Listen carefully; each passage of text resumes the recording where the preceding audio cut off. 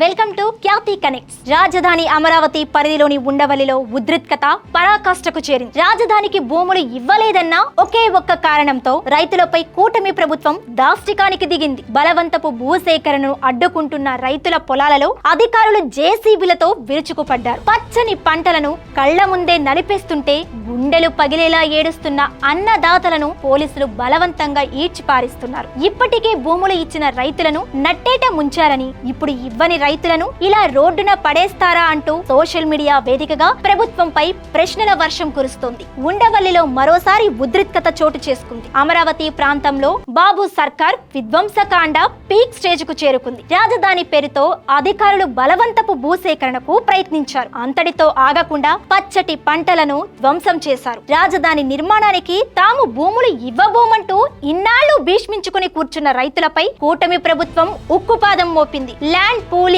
కు సమ్మతించని రైతుల పొలాలలోకి సిఆర్డీఏ అధికారులు భారీగా జేసీబీలతో దూసుకొచ్చారు. బలవంతంగా భూములను స్వాధీనం చేసుకునే ప్రక్రియను రైతులు అడ్డుకోవటంతో అక్కడ తీవ్ర ఉద్రిక్తత నెలకొంది. తమ ప్రాణం పోయినా భూములు ఇచ్చేది లేదంటూ రైతులు జేసీబీలకు అడ్డంగా నిలబడ్డారు.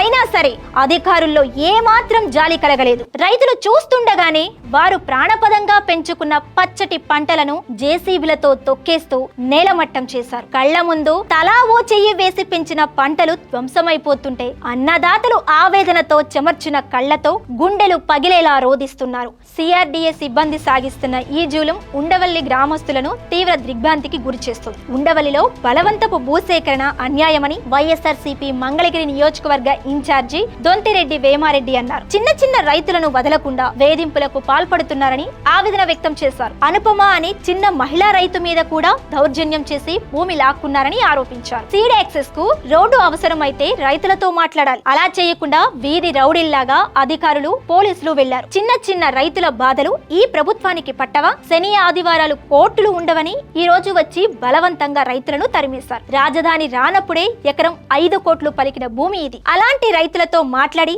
సరైన న్యాయం చేయాలి. రైతులను మోసం చేసే ప్రభుత్వం ఇది. రైతుల గొంతు నులుముతోంది. ముందుగా భూములు తీసుకున్న వారికి ఏ న్యాయం చేశారు అని దొంతిరెడ్డి వేమారెడ్డి ప్రశ్నించారు.